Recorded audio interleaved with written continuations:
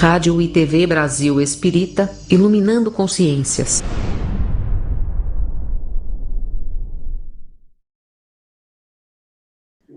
Olá, amigos queridos da Rádio e TV Brasil Espírita do Alagoas. Estamos novamente reunidas, eu e TT, neste programa onde nós substituímos a nossa querida Ioiô Jatobá. E esse programa é quinzenal, todas as segundas-feiras, de 15 em 15 dias. Cada segunda-feira nós trazemos uma pessoa maravilhosa para falar sobre a poesia, expressão do ser. Não é assim, Tetê? Isso, querida.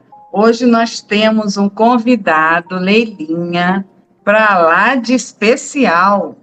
Então, deixa eu lembrar primeiro uma frase de Denis, só para assim, aquecer os nossos neurônios. Leon Denis, no seu livro Cristianismo e Espiritismo, disse que também os grandes missionários sofrem perseguições espirituais capazes de testar-lhe a fidelidade com Jesus. E hoje nós vamos falar sobre um trabalhador maravilhoso de Jesus. E ele vai falar o tema sobre a poesia e o médium poeta, porque ele é um médium e é poeta e faz poesia. Então, nós vamos falar sobre isso. Então, quem será mesmo, Tetê? Será o Laelder Rodrigues de Souza. Olha que maravilha, né? Ele é natural de Recife, é pernambucano. Ô, Pernambuco, que produz gente boa, né? Funcionário público estadual, casado, pai de 2 filhos, bacharel em Direito, residindo em Natal desde 1978.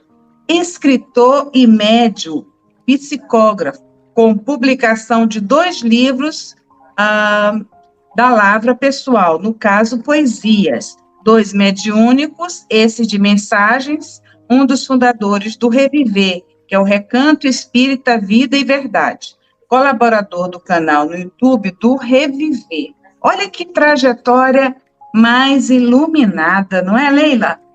Nossa, ele é maravilhoso. Já tive a oportunidade de conhecê-lo via internet e através dos seus poemas, que eu gosto muito de lê-los, que de vez em quando ele os envia para que eu distribua entre os amigos.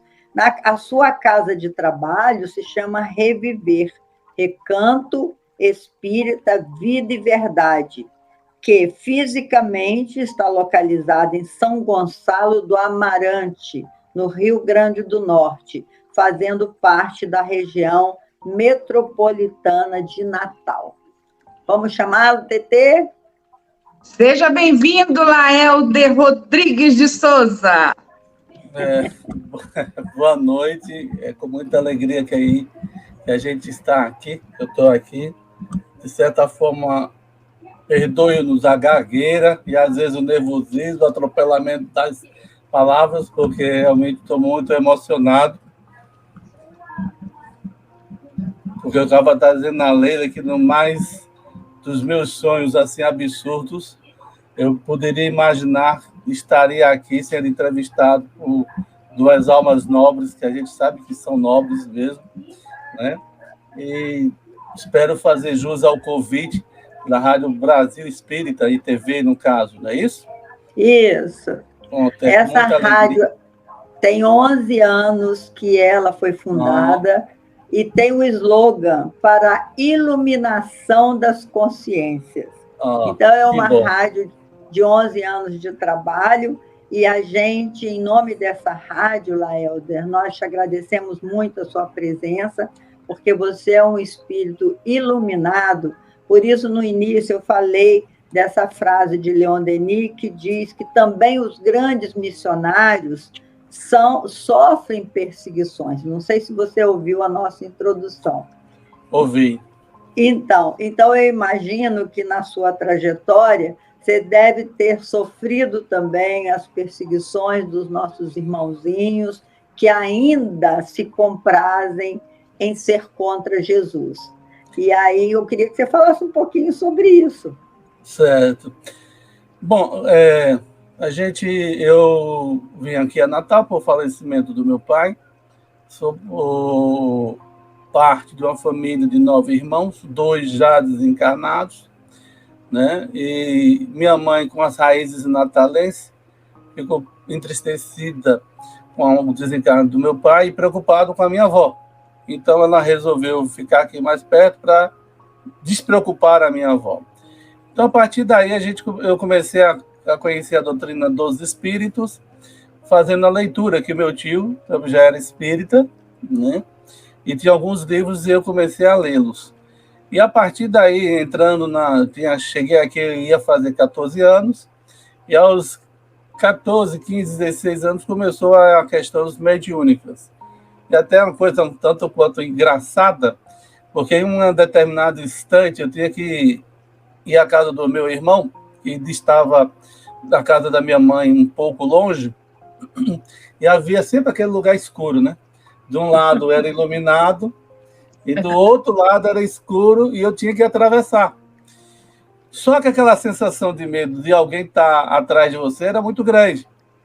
Eu atravessava a rua, eu acho que era quase uns 300 metros, que nem a Uzziah Bolton ganhava de mim. Atravessando de tanto medo. Até que meu irmão, que tinha as percepções também, e eu não disse nada a ninguém, não dizia nada a ninguém. E ele diz assim, você não sente quando vai para a casa do médium, determinadas situações, assim, Aí na linguagem dele disse, porque imaginemos você como fosse uma janela abrindo para a luz, e aí as entidades estão se aproximando. Sim, mas não precisava se aproximar provocando medo.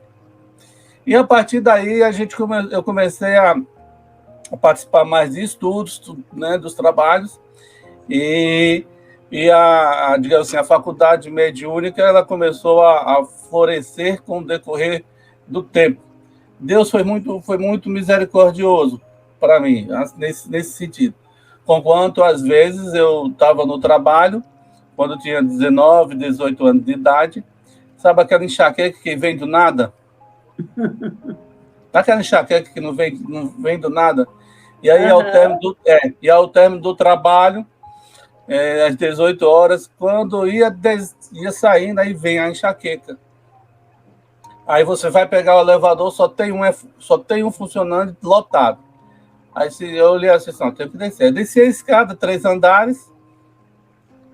Aí eu disse, homem, quer saber de uma coisa? Eu já tinha algum conhecimento, eu disse assim, se for para ficar, vai ficar para me ajudar. Porque se for para ficar para me atrapalhar, vai sair. Isso. E aí eu comecei a ir para a parada de ônibus a pé.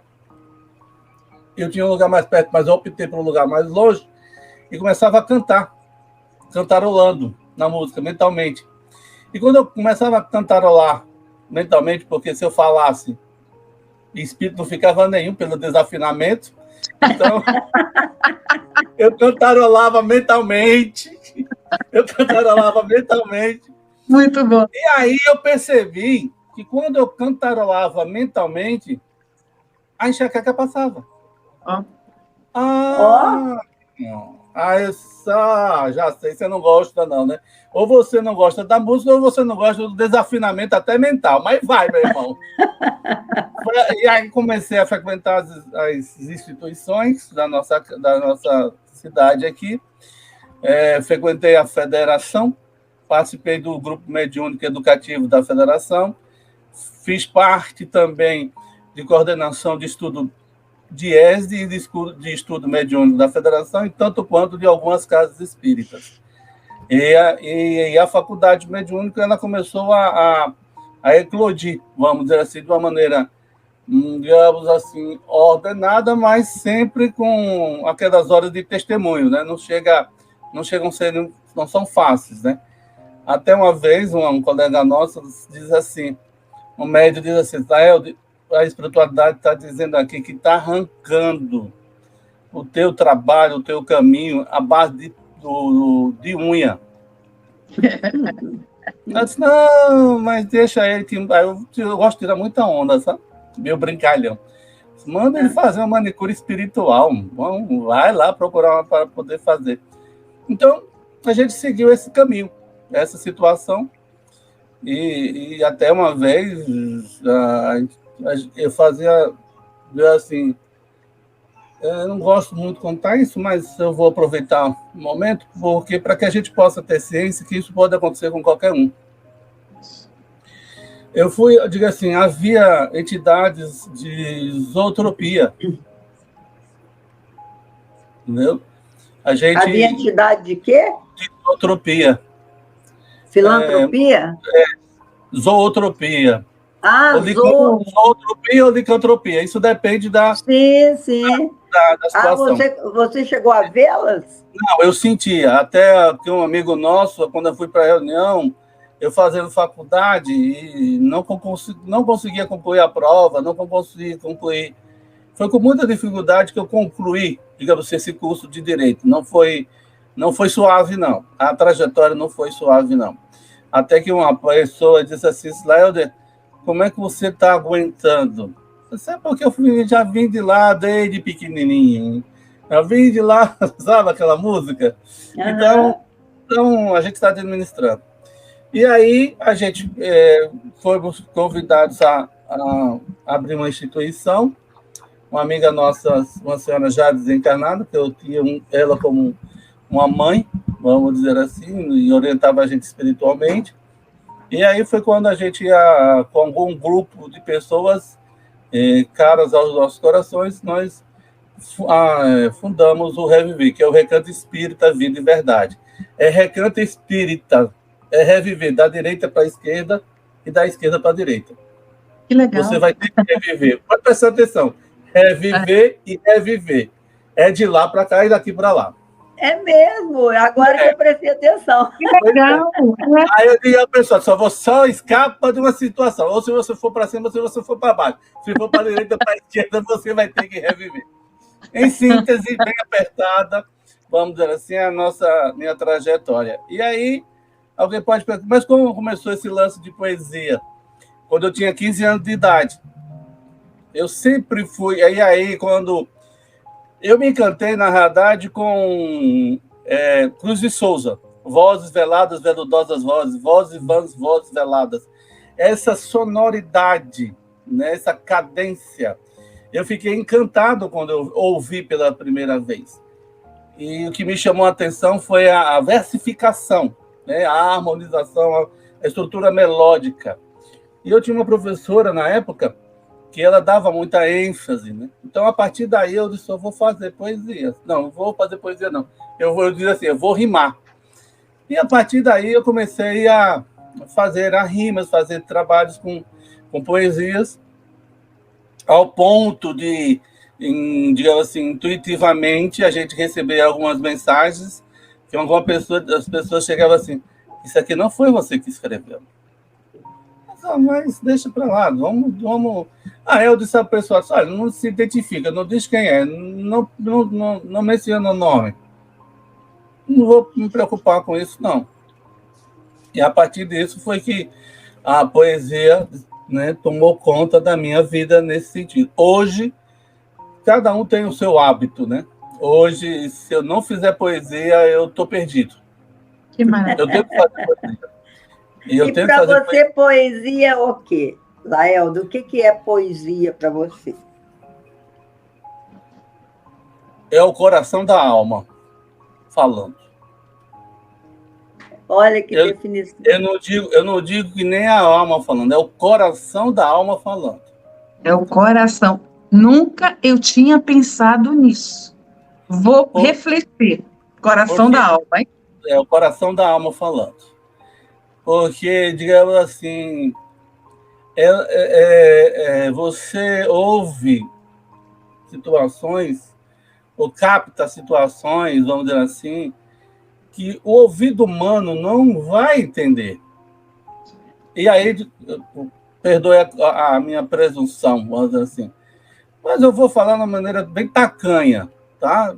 Esdrúxula, bem tacanha mesmo. É você entender o que é que Beethoven fez com a Nona Sinfonia. Ele tinha dificuldade auditiva, mas ele disse, é a vibração, sabe? Às vezes você está num canto e vê, assim, a ideia na cabeça. E aí a gente chega ao ponto de assim, em algumas mensagens, né, psicografadas, né, eu sinto, é como se como diz na linguagem, não há onomatopeias. A gente chama onomatopeias para os sons materiais, né? Tipo plaque, plaque, pá, pá, né? Uhum. Mas não são onomatopeias. É a linguagem, você sente a linguagem, né? Eu estou externando o que eu estou sentindo, tá? Claro, mas é isso mesmo. Nesse exato momento, eu estou mostrando o que acontece, né? E o que a gente vibra. É como se, quando eu digo assim, por exemplo, e a areia é escaldante, dava, né, no seu entrecortar de grãos, chorava, borbulhando águas do seu solo. Eu escuto isso. Eu escuto como se fosse os grãos de areia entrecortando-se e a água abrindo assim. Eu disse, meu Deus, se eu for explicar, já enlouqueci, né? Se eu for explicar, eu não estou explicando, eu só estou demonstrando, né? Eu disse, se eu for explicar isso aqui, o pessoal vai me chamar, né, de obsediado, não, né?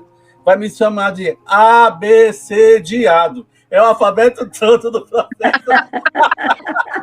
Não é obsediado, não, é abecediado. Muito bom. Então, olá, Helder. Oi. O Fritz Joff Capra, não sei se você já leu alguma coisa dele, já. No livro O Tal da Física. Já li. Pois é, ele inicia dizendo que ele via os fótons penetrar-lhe na pele. Então, como é que vai explicar isso? Se ele via, né? Ele, na verdade, é o sentir. Você vê com os olhos da alma, né? Você está sentindo ali. A única coisa que a gente pode buscar dentro do Evangelho, e aí a gente lê, no Evangelho segundo o Espiritismo, a gente lê, às vezes a gente passa despercebido a informação, a gravidade da informação. Kardec coloca lá no Evangelho segundo o Espiritismo referente à fé. A fé não se prescreve. Por que a fé não se prescreve? Porque a fé é uma experiência pessoal. É uma vivência sua com o que te cerca, com o que te envolve. E aí aproveitando a deixa, aí eu digo assim, eu tenho um poema sobre o termo, justamente sobre isso. Milagre não existe. E o título da mensagem é este: milagre não existe. Aí eu digo assim, o que é milagre? Aí na frase lá do poema ele diz assim, milagre é você se aproximar da fronteira de Deus. Quando você se aproxima da fronteira de Deus, porque você não sabe o que é que vai acontecer, você não tem noção do que pode surgir, aí surge um milagre. Em outras palavras, é aquela linguagem emanuelista, né? Deus, aonde você não chega, Deus vai mais além. E, por final, aproveitando, eu tenho um poema justamente, tenho uma mensagem justamente nesse sentido, né? Mais além. Pois leia. Ver se eu acho aqui. Está aqui. É nesse primeiro livro, eu vou aproveitar e fazer divulgação. Claro. Esse foi o primeiro livro meu psicografado, né? De espíritos diversos. Eu recebi por diversos espíritos, mandaram mensagem. Deixa eu ver se encontro a mensagem aqui, bem rapidinho. Então, nesse sentido, mais além, pronto, achei. Nesse sentido, a gente encontra os motivos para que a gente continue trabalhando na mensagem da doutrina espírita e na mensagem do bem, para que a gente possa seguir adiante. E a mensagem titulada Vai Mais Além. Estende o alimento ao que roga, mas vai mais além, alimentando-o com o naco da esperança. Enxuga as lágrimas dos que choram, mas vai mais além, seca a fonte do seu desespero. Ergue o irmão que caiu nas malhas do desespero, mas vai mais além. Desenovela o emaranhado dos problemas que traz oculto. Impede o morticínio da esperança dos que perambulam, mas vai mais além. Ensina-os o valor da serenidade nas horas mais difíceis. Esclarece o ignorante que pede a luz dadivosa da lição, mas vai mais além. Acesa deixa a humildade, para que o orgulho do saber não o ofusque. Exprime com clareza os teus gostos no bem, mas vai mais além. Não se deixe nodoar com a malícia as tuas intenções. No que fazes, tenta ir mais além, pois, onde não puderes, Deus vai mais além. Muito lindo. De quem é esse? Ele deu o nome? É psicografado. Esse aqui é psicografado. Sim. Aí a pessoa disse, mas Léo, você conhece o nome das entidades que se comunicou? Eu conheço, e eu prefiro, por enquanto, não mencionar. Deixa o conteúdo e as pessoas, pelo conteúdo, consiga perceber de quem se trata, né, Leila? Claro, porque, mais além. Vamos mais além. Cada um pode ir mais além e deduzir, né? Exato. E como é que se dá esse processo da psicografia? Explica para o ouvinte aí, para que ele possa, de repente, ir mais além também, né? Exato. Bom, na realidade, a psicografia ou a psicofonia, que não existe a incorporação tecnicamente falando, o espírito não incorpora em você. Há uma sintonia, né? Como a sua televisão, como o seu rádio que você está nos ouvindo. Nesse sentido, você está sintonizado nessa faixa da RBE, e a partir daí, tudo que ia acontecer na rádio da estação de frequência da RBE, você vai ouvir. Então, o médium é aquele que é intermediário, ele entra, capta a onda emitida pelo espírito, e este, por sua vez, quem? O próprio médium, reveste a mensagem ondulatória, né, com a roupagem da palavra, através do conteúdo mental que o próprio médium possui. E aí tem um detalhe, né, que Kardec coloca, e os espíritos colocam, a necessidade do médium estar estudando. E esse estudar não é no sentido intelectivo, que muitas vezes a gente mistura. Então só serve para quem é intelectual, quem faz faculdade, é mundo acadêmico. Não é nesse sentido. O estudar é também esse sentido, mas muito mais é você reflexionar-se sobre si próprio. E através disso, dos conteúdos conquistados na sua reflexão, lembre-se que nós somos reencarnacionistas. O que existe é que na personalidade de Laelder está adormecida as conquistas pretéritas, mas como está no arcabouço cerebral, ou melhor dizendo, na mente do espírito, este perpassa para o cérebro, os espíritos vão lá, entra na faixa, procura o arquivo necessário e eis que surge a psicografia, nas suas mais variáveis demonstrações, né? A consciente, a inconsciente e a semi-consciente, ou melhor dizendo, a mecânica semicânica intuitiva, para ser mais claro. O que eu mencionei foi a psicofonia. É muito interessante a mediunidade, gente. Eu também, como já psicografei, a mensagem, ela vem pronta, ela vem, no meu caso, ela vem inteira. E você tem que passar essa energia que é luminosa, passar para uma energia mecânica quando você escreve. Então, Exato. Muito da mensagem, certamente, você não consegue reproduzir, porque é muito grandiosa quando o espírito é bem iluminado, ele traz pronto. É como se ele falasse tudo em alguns segundos. E aí você tem que decodificar. Comigo acontece assim. Mas, assim, Você que tem um livro só sobre Tagore, eu achei muito, eu fiquei muito interessada nesse livro, porque eu gosto muito do Tagore. Tem um encontro.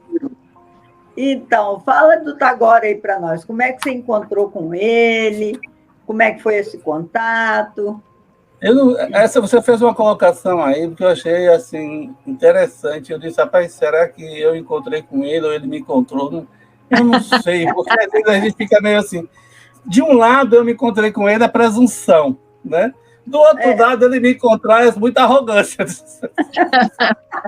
Digamos assim, ele, na sua grandiosidade, teve pena de mim, vamos dizer assim, e veio despertar o tesouro que há dentro de cada um de nós. Eu sempre gostei, o que eu me encantei com o Tagore foi quando eu li o primeiro livro dele, vindo por Divaldo Franco, né? E aquela, digamos assim, aquela musicalidade, digamos assim, onomatopéticas, onomatopeias das frases dele lá, me encantou. Eu fiquei encantado. Então, assim, Tagore, Gibran e os demais me encantam nesse sentido, dessa situação. E a partir daí, mas eu nunca tive nenhuma pretensão, nenhum interesse de estar querendo receber mensagens de quem quer que fosse. Nunca tive essa situação. Eu deixei a coisa sempre fluir. E, digamos assim, e como é que foi ao receber, né, a mensagem? Não foi fácil, né? Não é por causa de Tagore. A gente está falando de Tagore. Quando eu dei a primeira psicofonia, assim, a entidade sugeriu ao dar a psicofonia e eu comecei a psicografar, houve um dia assim, uma resistência aqui no movimento espírita, né? E houve questionamentos, e olha, que assim, a gente fica meio pensativo, ler Teresa, é porque são pessoas que nos conhecem. Eu venho de evangelização, entendeu? Assim, eu não vim de um lugar que assim, eu pousei, por exemplo. Me viram crescendo no processo, né?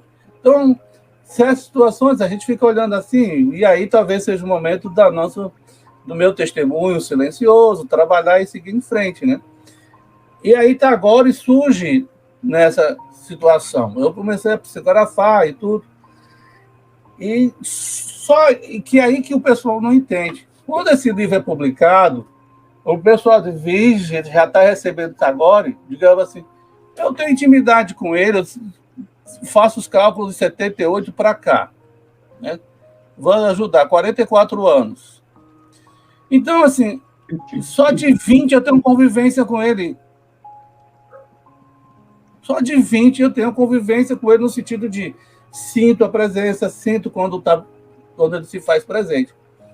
E aí o pessoal disse, então só depois de 40 anos, de 30 anos, foi que você lançou o primeiro livro dele? Foi. Uhum. Foi. Agora, por quê? Por um motivo simples. Por quê? Porque foi a sugestão dele. Diz assim, está na hora de publicar, dar publicidade às mensagens. E eu criando resistência, né? E a gente sondou outras pessoas, aí é aquilo que eu digo que às vezes eu não entendo o próprio movimento espírita.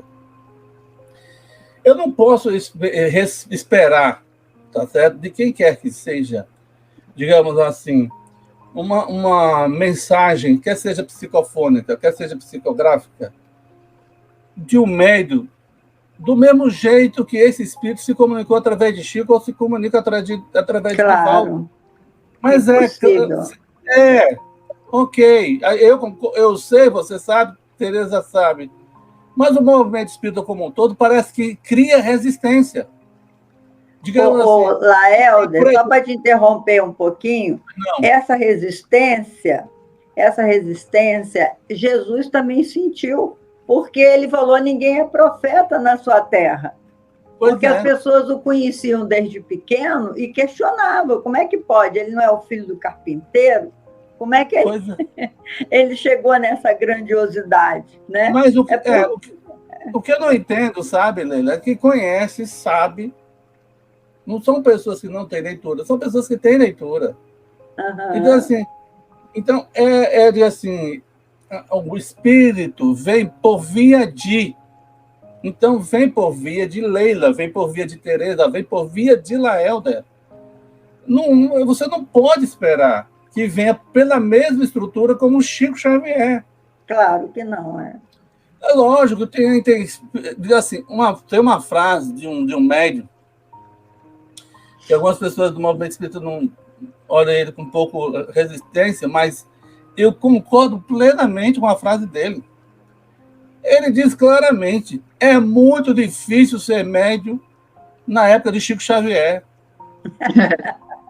Mas claro, gente. Claro. Mas por quê? Porque ele ergueu um padrão, tá certo? Que esse padrão advém da conquista pessoal dele, enquanto espírito imortal. Eu não posso... por exemplo, eu não posso... Será que Emmanuel só se comunicou ao longo da vida dele só por Chico? Que é isso, gente? Pelo amor de Deus. Claro. Aí o que acontece? De todo lado. O A, B pode receber, mas com resistência ao movimento que acontece, o que é isso? Não é Antônio, é José, é isso, aquilo, outro.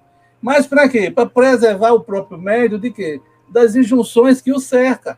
Quando eu recebi Tagore, no caso, e eu me assustei, eu disse, não, peraí, Aí eu disse assim, não, é porque eu gosto muito das mensagens dele, eu acho fantástica a estrutura dele. Só que eu comecei a perceber alguns nuances. Eu disse, homem, quer saber de uma coisa? Eu disse...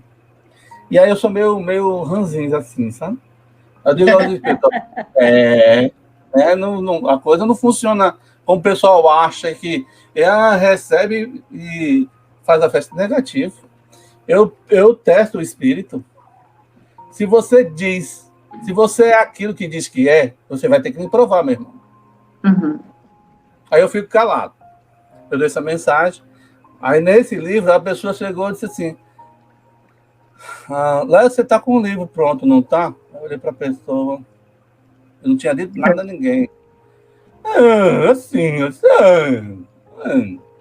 Eu dei uma ruminada espiritual. Sabe aquela ruminada espiritual? Ou então mastiga vento. Você mastiga vento, fica mastigando vento. Assim. Porque a entidade está pedindo para que você torne pública a mensagem. Porque a gente conhece outro médium, né, que também recebe. E ele não quis, chegou ao meu ouvido que esse médium não quis publicar, justamente por ser o Tagore. Entendeu? Porque só determinado médium recebe, na visão de algumas pessoas, não na visão desse médium, na visão de algumas pessoas. E aí vai fazer o paralelismo, né?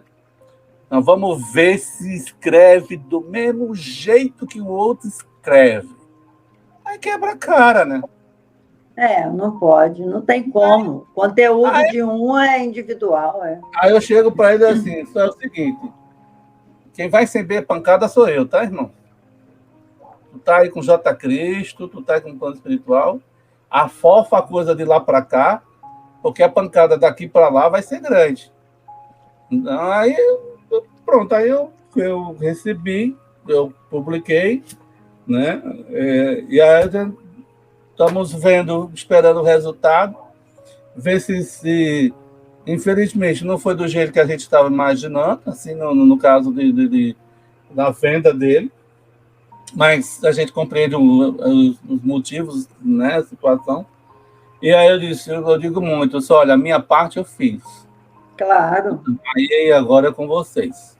Claro, e aí eu pego, pronto, por exemplo, vou comentar aqui com vocês. A sua pergunta, Leila, em off.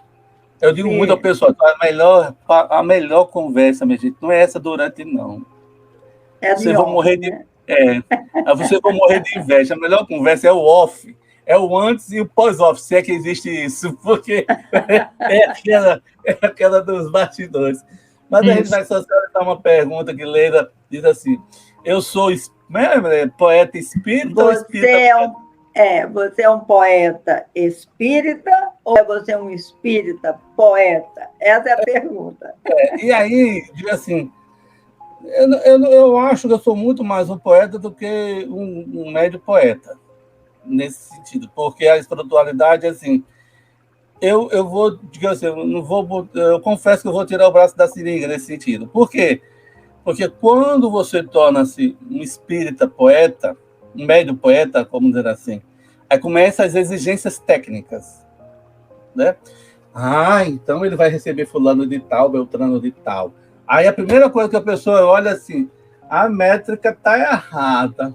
Isso aqui, o mi, que é um pronome oblíquo, está no início da frase. Ele jamais faria isso. Coisa desse tipo. Então, eu prefiro dizer que eu sou um poeta, depois um médico que surge afinal. Tanto assim é que algumas pessoas perguntam assim, a pessoa se assusta, Manael, tu faz quase uma poesia por dia. Aí eu disse, não, às vezes eu faço 2 por dia. Então, vamos conhecer melhor a sua poesia. Eu copiei uma aqui, que você me enviou, que chama, é bem romântica, bem terna, que fala, quando comigo estás, o amor está. Na vida, você sabe ela de cor? Não, eu tenho ela aqui. Então, fala aí para nós. Na vida, de uma hora para outra. Deixa eu ler. Deixa eu ajeitar aqui. Então,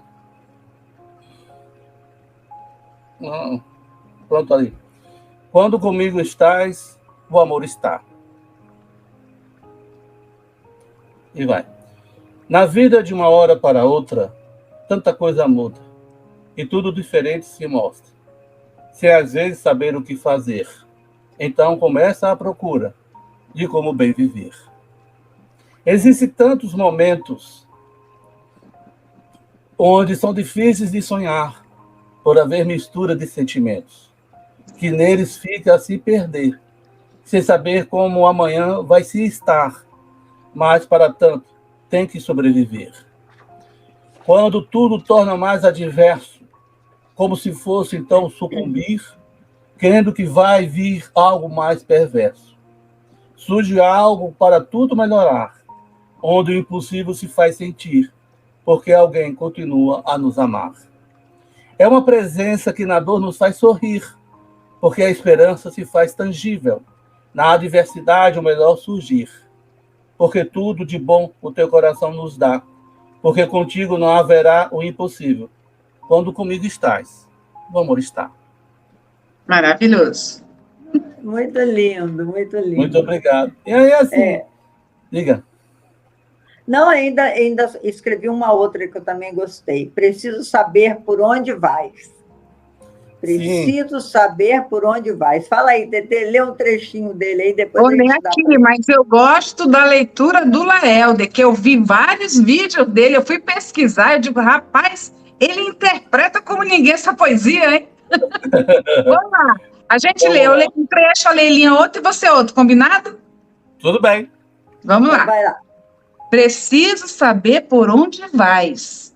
Diz-me por onde vais, que sinto falta de tua presença, por fazer do pouco em algo mais, e que tudo sem ti é tão pouco. Por amar de uma forma imensa, o amor se expressa em teu rosto. Sinto quão difícil é seguir sem ter nenhum rumo, buscando uma liberdade sem do coração fluir. Diz-me, onde vais? Que a fé que tenho mostra o futuro, de modo inseguro, ante a tempestade que se faz. Tenho ido a lugares que nunca fui, sem saber se a intenção compensa o erro que de mim flui, querendo a dor de alguém aliviar. Diz-me, por onde vais? Porque não passa de um sonho como contigo sonhar. A noite se faz tão fria, pela solidão que nessa hora aumenta. Sonhando acordado com uma manhã de um novo dia, que a esperança em lágrimas do coração se esvai. Vem, dai-me teu amor para eu amar. Tem essa outra, eu não sei se é continuação dessa. Sou o que eu sou? Sou o que eu sou, é outra, né? É outra. Então, outra, vai lá, né? Laelder, interpreta essa para nós. Sou o que sou, sou o que sou. Ah, não sou o que sou mais do que me pensa. Então, não tenho ela aqui, não. Eu passei para você? Sou o que sou, mas a sua presença me faz ir muito além do que estou. Sim. A existência contigo tem outro sentido, porque se sente quando se é capaz, ao término de uma luta, não ser vencido. Achou aí? Achei. Mostra-me que de tanta coisa ao abrir mão, caminha-se na vida mais seguro, por andar com os pés no chão. Sem nada temer no que for vivido, por sentir que na impermanência, no futuro, por algo consigo ter, não será possuído. As horas têm se passado e cada vez mais me sinto diferente, precisando de tua presença do meu lado. Porque viver sem estar de ti, difícil de suportar.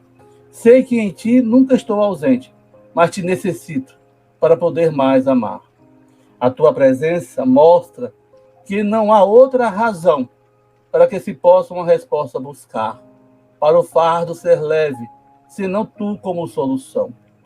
Vem, que já não posso suportar mais, viver a vida com o meu modo de amar, sem que não seja como tua presença me faz. Muito lindo, Laelder. Você faz todas essas poesias de um amor físico ou tem muito assim de encontros espirituais? Olha a pergunta muito curiosa. Algumas pessoas, como eu já ouvi uma vez de outras pessoas, dizer assim: eita, eu acho que ele está com problema no casamento. Aí eu digo assim, gente, não tem nada a ver. Às vezes o que acontece é uma frase. Às vezes é uma situação que surge na minha cabeça e aí eu escrevo. E às vezes, assim, a maioria das vezes, Leila, digamos assim, é saudade de Jesus. É saudade daquilo que você poderia ter sido e não conseguiu ser ainda, por exemplo. E aí, às vezes, vem uma frase, é uma frase que alguém diz, uma frase que eu escuto, e aí começa a vir a expressão. Não há nada especificamente. Há eu fiz uma recente para minha tia, recente não, uma situação que a minha tia, ela desencarnou. E aí eu fiz um poema, aproveitei o desencarne da situação e fiz um poema em torno, encaixei a situação, né, do desencarne dela. E assim, a mensagem, deixa eu ver aqui, a mensagem é sobre saudade. E assim, saudades. Não acho ruim sentir saudades, embora a dor das lembranças seja tão forte que senti-las é somente o que resta fazer. Mas tudo pelo que passes, somente surge para poder te dizer que um amor vivido não teme a morte. E tudo que se pôde viver mostra na saudade o quanto foi bom. E tudo enquanto se viveu ainda perdura. É que a saudade, mais do que dói, mostra ao coração quanto de ternura há no sentimento que se ainda pôde ter. Saudades. Sei que a tua existência não é o fim de tudo que na vida aconteceu, mas quando no peito ardes, é que, por te sentir, nada foi ruim, porque foi muito bom o que se viveu. Porque eu tenho uma frase seguinte: ninguém sente saudade de coisa ruim. É mesmo. Sentir Então, saudade de coisa ruim é masoquismo, né? É doença. Já até digo isso. Eu dizia, isso me veio quando foi, digamos assim, um enterro do corpo do meu irmão. E aí eu estava lá e estava todo mundo chorando e veio assim a inspiração. Aí eu parei para meditar e disse assim, por que todo mundo está chorando? E por que você chora? Ah, é saudade. E aí veio, né? Porque é saudade. Sim, mas você está sentindo saudade por quê? Você não está lembrando de nada ruim que seu irmão fez. Ou do que a pessoa fez. Vocês estão sentindo... Ele disse, né? Você está chorando porque ele deixou algo bom. Foi uma lembrança, por menor que ela seja, aí você vai ver o quanto peso tem um gesto pequenino, por menor que ele seja. Então, saudade não é coisa ruim. Saudade é porque algo foi bom que se viveu. E aí eu aproveitei, assim, eu tenho como é que se diz? Coisa de médio, né? Leila sabe disso. Aí, às vezes, o pessoal diz, esse cara tá pirando, vai falar besteira uma hora dessa. Tanto é que quando eu disse essa frase, eu faço de propósito, às vezes. Eu faço uma frase para a pessoa levar o choque, né? Aí depois eu alivio. Eu disse assim, saudade não é nada ruim. Aí a pessoa, como não é ruim? Né? A pessoa fica, eu estou chorando aqui. A minha sobrinha, né? Meu pai foi embora. Aí depois eu completei, né? Tanto é que o pastor dele lá ficou olhando, parou para refletir. É mesmo, ninguém sente saudade de coisa ruim, não. Aí isso tem que se trabalhar, né? E pronto, essa minha tia é irmã da minha mãe, e diz assim, não é porque é irmã da minha mãe, e não é porque é minha tia ou é minha mãe. Eu nunca vi duas almas se identificarem. Esses anos todinhos não houve uma briga delas se altercarem uma com a outra, conversando. Eu disse, meu Deus, eu disse, meu Jesus. Então, assim, e aí a gente fica perto gêmea, né? A gente fica perto dela, mamãe, porque é amiga dela, né? Como se é amiga, é a minha amiga, a minha irmã, é minha tudo. Ela diz assim, e aí, mãe? Disse, não, ela viajou. E olha que ela não é espírita, como tem, né? Às vezes a gente coloca, né? Eu disse, mãe, mas a senhora tem vivência cristã. Porque a lei de Deus está inserida na nossa consciência. Não está inserida no livro espíritas, não. Em nenhum livro, não. Porque a senhora, enquanto espírito imortal, a senhora viveu muito tempo com a lei divina. Então, isso para a senhora já é natural. Eu sei que a senhora está sentindo dor, mas a forma que a senhora coloca é fazer o melhor possível. E aí, dá licença. Vou aproveitar de poema e vou falar outro poema. Aí, assim, e aí eu digo a ela assim, e aí, nesse momento aqui, seria a minha prece para os benfeitores, né? Só queria sair daqui um pouco melhor. É o título do poema. E diz assim, vim, trazendo dentro de mim a esperança de querer o mundo. Vim, trazendo dentro de mim a esperança. Não de querer o mundo, mas a mim, distinguindo entre o que se pode ter com o que se deve ser. O coração repleto de confiança, senti que as coisas não seriam fáceis assim. Com o coração aberto, percebia que nem todo mundo sabe entrar, por medir tudo pelo seu interesse. Passei a cuidar melhor da minha messe, por sentir que muitos querem amar, sem nunca saberem como receber um afeto. E vendo que as relações não sustentam as promessas mencionadas pelos lábios, por sentir que o coração de nada participa. Mas, mesmo assim, percebi que tudo convida, mesmo ao que chegaram tardios. As grandes conquistas só têm aos que lutam. Sei que muitas vezes não alcanço o que tanto queria, sendo indelicado, ferindo, infringindo alguma dor. Por tudo esqueço a lógica e peço perdão. O que mais quero é pacificar o meu coração. E ao chegar na terra, o meu último dia, só queria sair daqui um pouco melhor. Muito né? lindo, Todos Laelder. nós. Agora tem uma outra pergunta interessante que eu queria te fazer. Pois não. Para cada trabalho seu, você se conecta com o espírito. Por exemplo, para psicografar, você se conectou com vários espíritos. E tem um especial que gerencia isso, é o seu guia espiritual. Você conhece ele? A pergunta é essa. Você já esteve com esse seu guia espiritual? Já conversaram? Já. Assim, aquele que, digamos assim, na hora do perrengue, como a gente diz aqui, né? A coisa tá pegando fogo e a gente está um pouco desestabilizado emocionalmente e que tem nos socorrido é Bezerra de Menezes. Isso aí eu devo muito a esse espírito. E foi por causa dele que a gente, assim, a primeira psicofonia de público veio por ele, né? E isso foi um motivo de questionamentos no movimento espírita, né? Aí até, assim, aí, e eu digo muito ao pessoal, olha, quem tem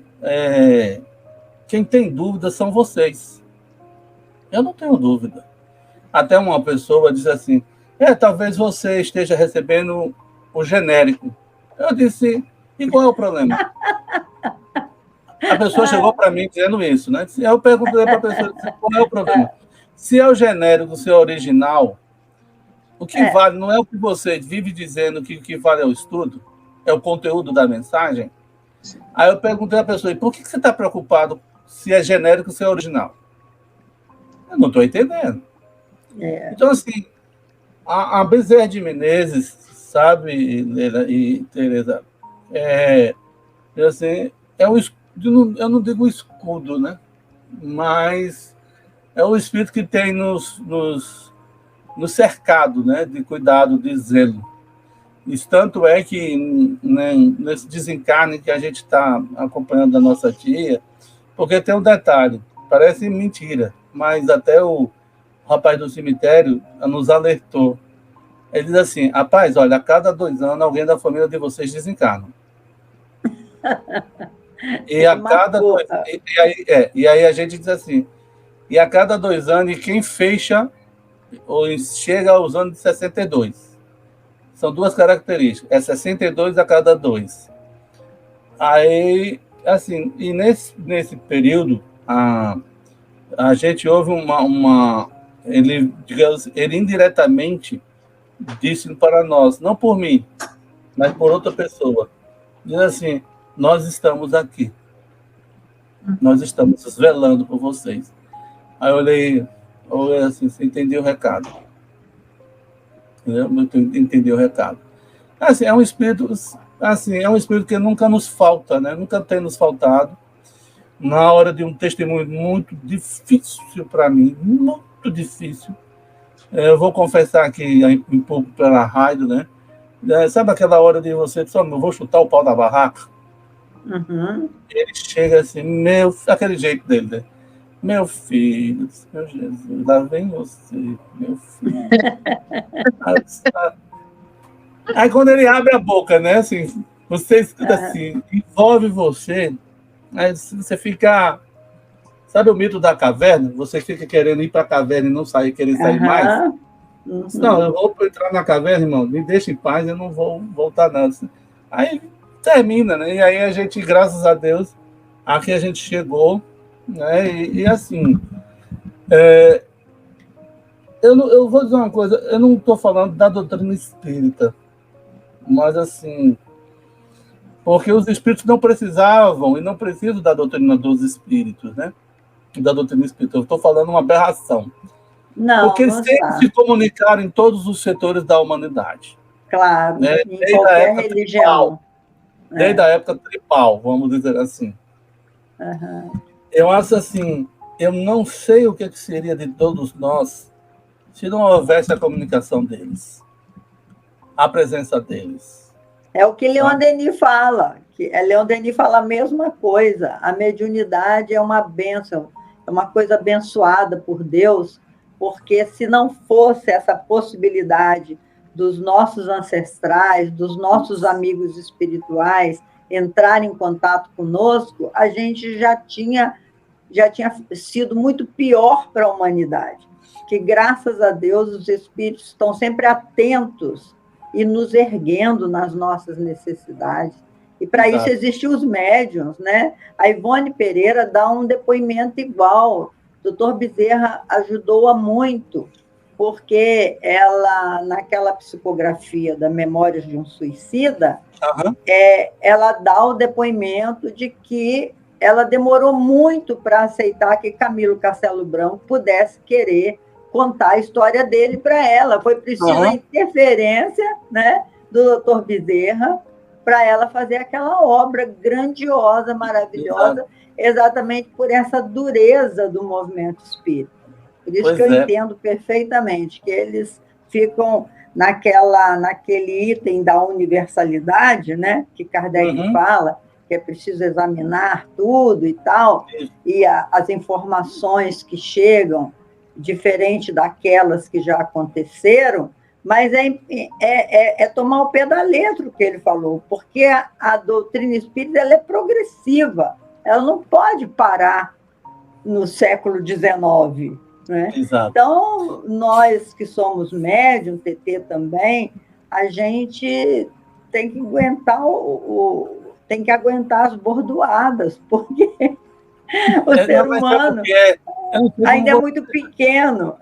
Não é porque vocês duas, estou levantando até a mão assim, é porque vocês duas são angélicas. Eu sou um pouco Moisés. Aí é pronto. Ainda não. Aí eu vou dizer uma coisa. Antes, só um minutinho, só para eu não esquecer. Isso, pode falar. Sobre a questão da poesia. Eu vou não é puxar brasa para minha sardinha, não, tá? Quem quiser assistir, vai lá e vai ver o que eu estou dizendo. A Nete Guimarães, ela tem uma proposta seguinte. Tem um vídeo dela, uma palestra dela chamada Lixos Mentais. Ela diz o seguinte: a poesia é uma prevenção contra o Alzheimer. Não sou eu que diz. Qualquer coisa, vá lá no canal e reclame com ela. Porque ela diz assim, por motivo simples. O nosso cérebro, ele tem essa estrutura. É uma área de leitura e uma área de música. Uma área de leitura e uma área de música. Quando você declama, quando você fala da poesia, você declama uma poesia, o cérebro não consegue registrar ou perceber se é leitura ou se é música. É leitura ou é música? É leitura ou é música? E aí cria uma terceira área. E isso cria um campo energético, segundo a própria NET, né, para que a gente reavalie a estrutura, a nossa estrutura cerebral. Então, assim, a poesia, a declamação de poesia, assim, uma prevenção contra o Alzheimer, contra os lixos mentais que a gente acumula, né? É aquele a ruminante espiritual. Não, tá tudo bem, tá tudo maravilha. Jesus, vamos amar. Aí fica, ai, meu Deus do céu. Sabe aquele... A família Buscapé tinha o que era...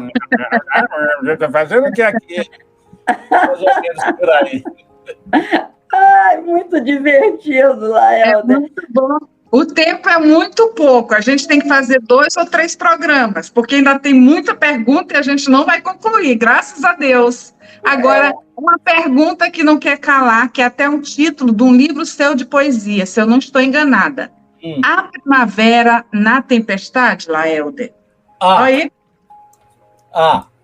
Então, diga aí para o ouvinte, para ele ficar bem assim ancorado. Depende para onde você olha. Depende para onde você olha. E aí tem uma frase seguinte, assim, para a gente tentar entender, eu coloco o seguinte: se você, eu, todos nós, tivéssemos que só conviver com o erro do passado, para que existir as consequências? Consequência, gente, consequências é o pedido de socorro do futuro para que a gente reavalie a nossa posição e se mantenha na estrada correta para poder encontrá-lo. Quem? O futuro. Essa é a função da consequência. Então, há primavera na tempestade. Desde que eu tenha a visão para aquilo que eu esteja vendo. Tá certo? Então, digamos assim, para eu olhar o arco-íris, eu não posso estar olhando para o chão. Eu tenho que olhar para o céu. E para que o arco-íris aconteça, é necessário que gotículas d'água caiam. Mas é imprescindível que o sol esteja numa posição que possa sacudir os seus raios nas gotículas d'água e faça a policromia no céu. Então, está respondido e muito bem respondido. Muito obrigado, meu amigo. Que Jesus te abençoe, para que você continue nessa tarefa linda de divulgar o seu trabalho, que vai evitar o Alzheimer. Eu já estou até acreditando nisso, porque eu e a TT, nós somos poeta também, nós temos um livro que nós publicamos juntos.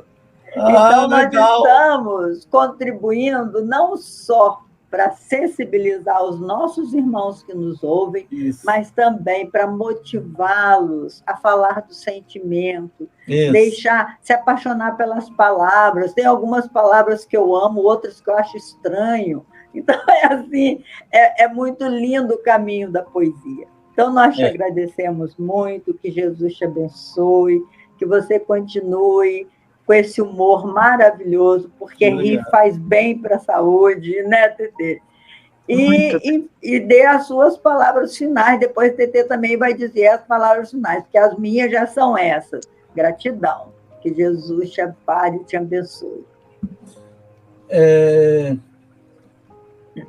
Se eu pudesse alcançar as pessoas que vão nos ouvir sem falar nada, eu gostaria de não ter falado nada.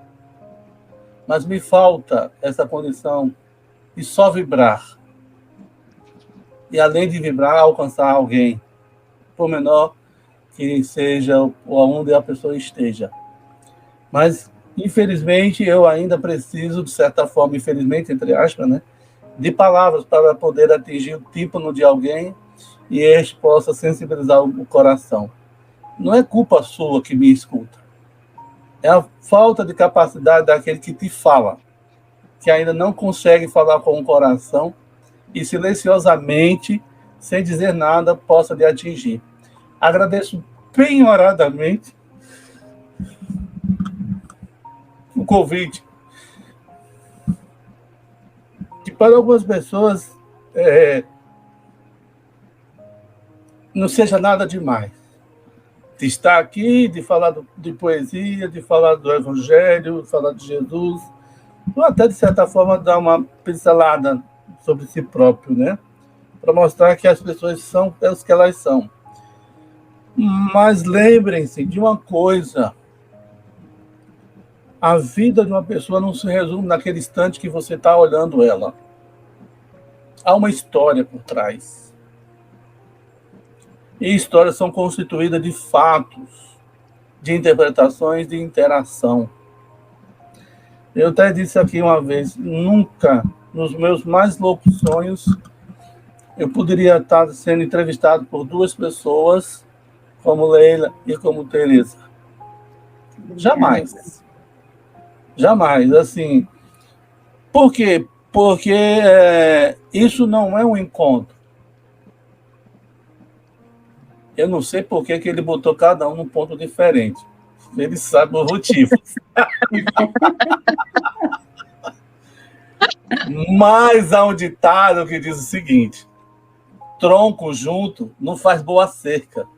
Tem que estar separado para botar os aramezinhos. Então, que nós possamos estar distantes, mas unidos pelos laços do coração. Fico muito emocionado, estou emocionado por essa oportunidade, pela confiança, Leila, pela confiança, Teresa, e a nossa irmã que nos recepcionou. Muito obrigado de coração. Fica nos anais da minha gratidão esse convite. Muito obrigado mesmo. Muita paz para todos. Obrigada, Tetezinha. Queridos ouvintes, estou sem palavras. Essa tenacidade de Laelder, ela chega a emudecer. E eu que falo muito, fiquei caladinha. Olha, Gratidão, realmente, essa cerca que você falou, eu fui visualizando, hein? Tem uma grande fazenda para a gente cercar aí. Não deixar a boiada ficar à toa, não. Então, vamos tocar, né?